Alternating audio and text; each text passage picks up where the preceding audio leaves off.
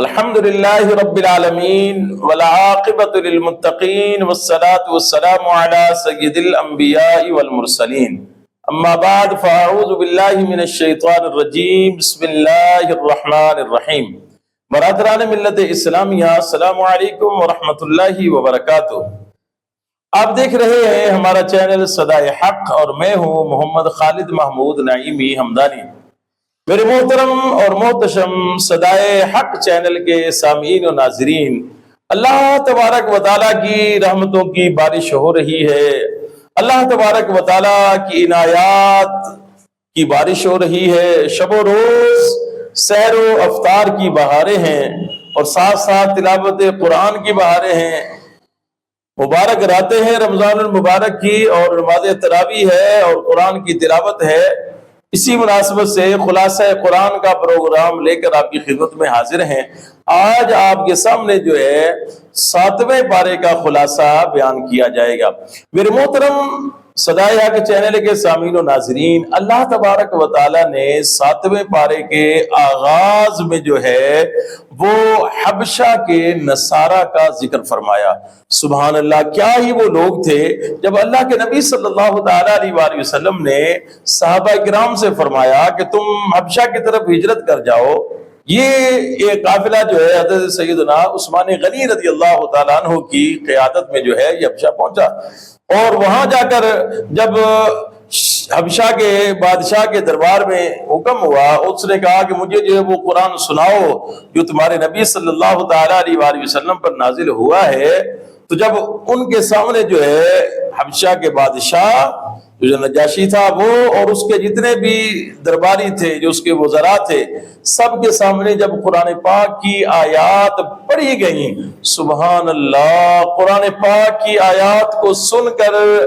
حبشہ کے بادشاہ اور اس کے جتنے وزراء تھے جو اس کے دربار کے اندر حاضر تھے، سب کے آنکھوں سے آنسو رواں ہو گئے اور روتے روتے ان کی ہچکیاں بند گئیں، اور وہ کہنے لگے کہ واللہ یہ تو وہی کلام ہے، ایسا کلام ہے جیسا کلام ہم نے اپنی کتابوں میں پڑھا ہے، اور یہ بالکل اسی سے ملتا جلتا کلام ہے، اور یہ اللہ وحدہ لا شریک کا کلام ہے۔ ان کے اس خشیت کا اور قرآن کی محبت میں رونے کا ذکر جو ہے اللہ تبارک و تعالیٰ نے قرآن پاک کے اندر بیان فرمایا ہے۔ تو میرے محترم سامعین و ناظرین، اس میں ہمارے لیے بھی سبق ہے۔ اگر ہم بھی جو ہے وہ قرآن پاک کو محبت کے ساتھ پڑھیں اور اللہ تبارک و تعالیٰ کی محبت میں ڈوب کر پڑھیں، تو اللہ تبارک و تعالی ہمیں بھی بے پناہ انعامات اور جزا سے نوازے گا۔ لہذا جب قرآن پڑھیں تو کوشش کریں کہ قرآن کو سمجھ کر پڑھیں، اور اس کے ساتھ ساتھ جو ہے قرآن پاک کو صحیح آرام سے ٹھہر کر پڑھیں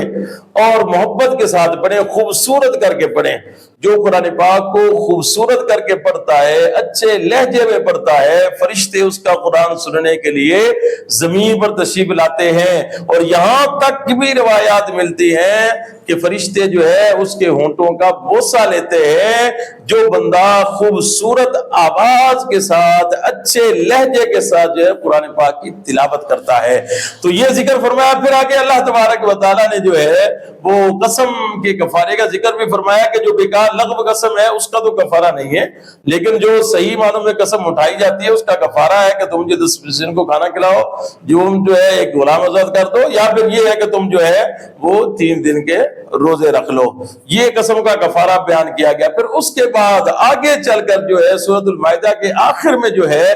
بڑی اہم چیز کا ذکر فرمایا گیا، اور وہ چیز کیا ہے کہ اللہ تبارک و تعالیٰ قیامت کے دن جو ہے سارے نبیوں سے پوچھے گا۔ کیا پوچھے گا کہ کیا تم نے جو ہے وہ میرا پیغام لوگوں تک پہنچایا؟ جو ڈیوٹی آپ کے ذمہ لگائی گئی تھی وہ ڈیوٹی آپ نے پوری ادا کر دی؟ تو سارے نبی جو ہیں وہ اللہ تبارک و تعالیٰ کی بارگاہ میں کہیں گے کہ ہاں رب العالمین، تم نے جو ڈیوٹی ہمارے ذمہ لگائی ہم نے وہ پیغام آگے لوگوں تک پہنچا دیا۔ اور پھر اللہ تبارک و تعالیٰ جو ہے وہ حضرت عیسیٰ علیہ السلام سے مخاطب ہوگا، اور بنی اسرائیل کو جو ہے اللہ تبارک و تعالیٰ ایک ایک انعام گنوائے گا کہ میں نے تمہارے اوپر یہ بھی انعام کیا، میں نے تمہارے اوپر یہ بھی انعام کیا۔ اور انعام جب اللہ تبارک و تعالیٰ گنوا رہا رہا ہوگا تو اس وقت ساتھ میں اللہ تبارک و تعالیٰ پھر مائدہ کا ذکر بھی فرمائے گا کہ میں نے تمہارے لیے جو ہے وہ آسمانوں سے جو ہے وہ میں نے کھانا نازل کیا تمہارے لیے، آسمان سے کھانا آیا تمہارے لیے، مائدہ کا ذکر کیا اور پھر اس کے بعد اللہ تبارک و تعالیٰ حضرت عیسیٰ علیہ السلام سے فرمائے گا کہ اے میرے پیارے روح اللہ، بتائیں کہ کیا آپ نے لوگوں کو حکم دیا تھا کہ وہ جو ہے وہ آپ کو میرا بیٹا کہیں اور آپ کی ماں کو جو ہے وہ معبود مانے اور اس کی عبادت کرے؟ کیونکہ جب اللہ تبارک و تعالیٰ عیسیٰ علیہ السلام سے قوم سے پوچھے گا کہ تم نے عیسیٰ علیہ السلام کو کیوں میرا بیٹا کہا اور ان کی ماں کی تم نے کیوں عبادت کی، تو وہ کہیں گے ہمیں تو عیسیٰ علیہ السلام نے کہا تھا۔ تو جب عیسیٰ علیہ السلام جو ہے جب عیسیٰ علیہ السلام سے اللہ تبارک و تعالیٰ پوچھے گا کہ اے میرے پیارے روح اللہ علیہ السلام، آپ بتائیں کہ آپ نے ان کو یہ کہا تھا؟ تو عیسیٰ علیہ السلام کہیں گے کہ یا رب العالمین، میں نے تو وہ پیغام اپنی قوم کو دیا، اپنی امت کو دیا جو تو نے میرے ذمہ لگایا تھا۔ میں نے ہرگز ان کو یہ نہیں کہا تھا کہ تم جو ہے مجھے اللہ کا بیٹا کہو اور میری عبادت کرو یا پھر مجھے خدا مانو اور میری ماں کو خدا مانو۔ میں نے تو ایسا کسی کو کوئی حکم نہیں دیا، بلکہ میں تو یہی کہتا رہا، قال انی عبد اللہ آتانی الکتاب وجعلنی نبیا، کہ میں تو اللہ کا بندہ ہوں اور مجھے اللہ تبارک و تعالیٰ نے کتاب دی ہے۔ میں نے تو ان کو یہی چیز بتائی تھی، انہوں نے خود سے یہ عقیدہ کرا، اب تیری مرضی ہے، تو اگر چاہے تو ان کو معاف کر دے اور اگر چاہے تو ان کو سزا دے، لیکن میں نے ان کو یہ حکم ہرگز نہیں دیا ہے۔ تو یہ اس واقعے کا ذکر بھی اور اس پورا وہ قیامت کا جو منظر ہوگا، اس کی منظر کشی اللہ تبارک و تعالی نے سورۃ المائدہ کے اندر جو ہے وہ بیان کی ہے۔ اور پھر اس کے بعد 7ویں پارے کا جو دوسرا حصہ ہے یہ سورۃ الانعام پر مشتمل ہے۔ سورۃ الانعام جو ہے اس کے اندر اللہ تبارک و تعالی نے توحید کا، رسالت کا اور قیامت کا ذکر فرمایا ہے۔ خاص طور پر اللہ تبارک و تعالی نے سب سے پہلے اپنی یعنی توحید کا ذکر فرمایا اور اپنی نشانیاں بیان فرمائی کہ زمین و آسمان کو بنانے والا، شجر و حجر کو بنانے والا اور ہر چیز کو پیدا کرنے والا میں رب ہوں۔ پھر اس کے بعد اللہ تبارک و تعالی نے جو ہے وہ نبوت کا ذکر فرمایا، اور پھر نبوت کا جب ذکر کیا تو میرے محترم سامعین و ناظرین، اللہ تبارک و تعالی نے جو ہے وہ 18 نبیوں کا ذکر کیا۔ 18 نبیوں کا اللہ تبارک و تعالیٰ نے حضرت عیسیٰ علیہ السلام کا ذکر کیا، حضرت موسیٰ علیہ السلام کا ذکر کیا، حضرت ہارون علیہ السلام کا ذکر کیا،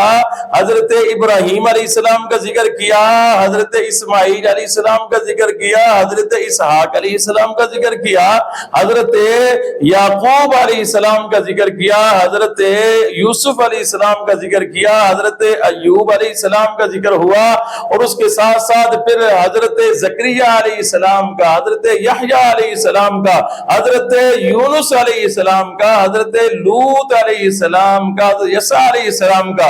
ان تمام انبیاء کرام کا ذکر کیا، اور ساتھ میں پھر اپنے محبوب صلی اللہ تعالی علیہ وآلہ وسلم کا بھی ذکر فرمایا، کیونکہ یہ جو سورۃ الانعام ہے اس میں جو مرکزی جو خلاصہ ہے اور مرکزی جو احکام بیان کیے ہیں وہ اللہ تبارک و تعالی نے 3 چیزوں کے ہی بیان کیے ہیں۔ ایک ہے نمبر 1 توحید، نمبر 2 رسالت، نمبر 3 جو ہے قیامت۔ اور جب اللہ تبارک و تعالی نے رسالت کا ذکر کیا اور پھر اس کے بعد اللہ تبارک و تعالی نے جو ہے وہ قیامت کے قائم ہونے کا ذکر فرمایا ہے۔ تو یہ تھا میرے محترم سامعین و ناظرین آج کے 7ویں پارے کا خلاصہ جو مختصراً جو ہے آپ کے سامنے بیان کیا گیا۔ کل انشاءاللہ العزیز اللہ تبارک و تعالیٰ کی توفیق سے 8ویں پارے کا خلاصہ آپ کی خدمت میں پیش کیا جائے گا۔ امید کرتا ہوں آپ کو ہمارا آج کا یہ پروگرام پسند آیا ہوگا۔ اچھا لگے تو صدقہ جاریہ کی نیت سے اپنے دوستوں اور ساتھیوں کے ساتھ اس کو ضرور شیئر کیجیے گا۔ فی امان اللہ، السلام علیکم ورحمۃ اللہ وبرکاتہ۔